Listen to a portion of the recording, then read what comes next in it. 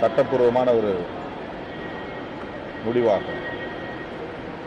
ஆனால் 4.5 டிஎம்சி தண்ணீர் கொடுப்பதற்கே கர்நாடக அரசு தயங்குகிறது. பெங்களூர் மக்களுக்கு குடிநீர் இல்லை என்ற காரணத்தை சொல்லுகிறது. இந்த நிலையில் தமிழ்நாடு முதலமைச்சர் கர்நாடகா செல்லுவதாக தகவல்கள் வெளியாயின. 3ஆம் தேதி கர்நாடக முதலமைச்சரை தமிழ்நாடு முதலமைச்சர் சந்திக்கப் போகிறார் என்ற தகவல் வெளியானது. தமிழ்நாட்டை சார்ந்த பெரும்பாலான விவசாயிகள் சங்கமும் சில அரசியல் கட்சிகளும் கர்நாடகா செல்லுவதை தவிர்க்க வேண்டும் என்ற வேண்டுகோள்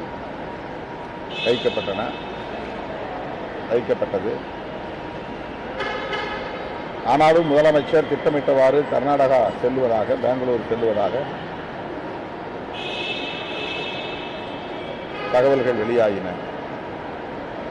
இன்றைக்கு கேரளாவில், குறிப்பாக பெங்களூருவில், கர்நாடகாவில், குறிப்பாக பெங்களூருவில்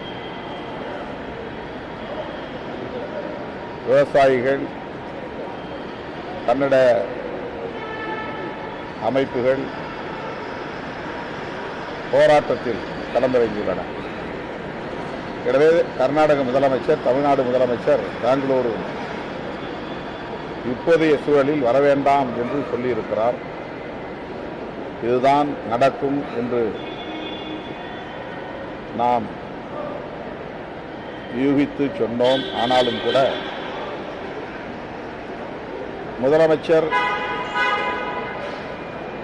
கர்நாடக முதலமைச்சரை சந்திப்பதில் மிகுந்த ஆர்வத்தோடு இருந்தார்.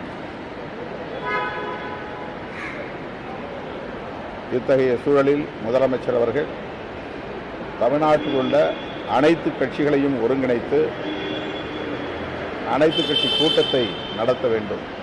தமிழ்நாட்டின் நிலை குறித்து இந்திய ஒன்றிய அரசுக்கு எடுத்துரைக்க வேண்டும். காவேரி ஒழுங்காற்று குழுவின் பார்வைக்கு எடுத்துச் செல்ல வேண்டும். நம்முடைய குறுவை விவசாயத்தை பாதுகாக்க வேண்டும். டெல்டா மாவட்டங்களை சார்ந்த விவசாயிகள் இன்றைக்கு குமுறிக் கொண்டிருக்கிறார்கள். அவர்களது உணர்வுகளை மதித்து அனைத்து கட்சி கூட்டத்தை உடனடியாக கூட்ட வேண்டும் என்று மாண்புமிகு தமிழ்நாடு முதலமைச்சர் அவர்களுக்கு விடுதலை சிறுத்தைகள் கட்சி வேண்டுகோள் விடுக்கிறது. கர்நாடக அரசுக்கு உத்தரவிட்டும் அவங்க தண்ணி திறக்க முடியாதுன்னே அவங்களோட செயல்பாடு வருது. ஏன்னா தொடர்ந்து இத்தகைய பேச்சுவார்த்தைகள் நடந்துட்டு வருது. அதுக்காக அமைக்கப்பட்ட ஒரு பொதுவான மன்றமே உத்தரவிட்டும் அவங்க திறக்க மறுப்பதற்கான காரணங்கள், திறக்க மறுப்பது தமிழ்நாடு அரசு ஒரு மென்மைத்தன்மையோட கையாளுகிறது. இது கர்நாடக அரசும் தமிழ்நாடு அரசும் ஒருவருக்கொருவர் தங்களது வலிமையை காட்டுவதற்கான பிரச்சனை அல்ல. அப்படி பிரச்சனையை மாநில அரசுகளுக்கு இடையில் கொண்டு வரவும் முடியாது. 2 மாநிலங்களுக்கு இடையிலான பிரச்சனை தான் என்றாலும் கூட இந்திய ஒன்றிய அரசுக்கு இது பெரும் பொறுப்பு இருக்கிறது. அதனால்தான் காவேரி ஒழுங்காற்று குழு இதில் தலையீடு செய்திருக்கிறது. மிக மிக குறைந்த அளவில் அல்லது சொற்ப அளவில் தண்ணீரை தமிழ்நாட்டுக்கு திறந்துவிட வேண்டும் என்று சொல்லியும் கூட தமிழ்நாடு அரசு, தமிழ்நாட்டு மக்கள் முன்வைத்த கோரிக்கையை, காவேரி ஒழுங்காற்று குழு வெளியிட்ட ஆணையை கர்நாடக மாநில அரசு ஏற்கவில்லை, அவமதிக்கிறது.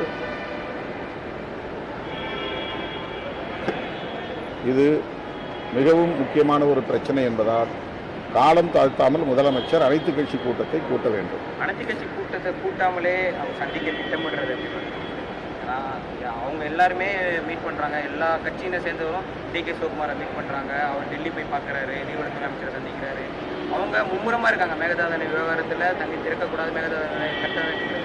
ஆனால் தமிழ்நாடு அரசு யாரையுமே சந்திக்கல. ஒரு லெட்டர் எழுதுறதோட சரி, அனைத்து கட்சி கூட்டத்தை கூட்டாமல் இருக்கிறத காலம் தாழ்த்துவது. நேரில் சந்தித்து முறையிடலாம் என்று முதல்வர் எண்ணியிருக்கலாம். அங்கே அவர்கள் இசைவு தந்ததன் அடிப்படையில் தான் இந்த தேதி குறிக்கப்பட்டிருக்கும். கர்நாடக அரசு இப்போது பின்வாங்குகிறது.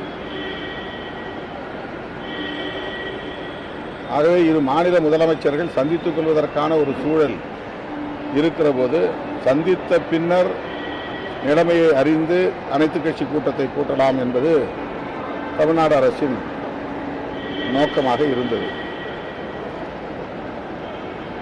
ஆனால் இன்றைக்கு அவர்கள் இப்போதைய சூழலில் வர வேண்டாம் என்ற பிறகு உடனடியாக அனைத்து கட்சி கூட்டத்தை கூட்டுவதுதான் சரியாக இருக்கும்.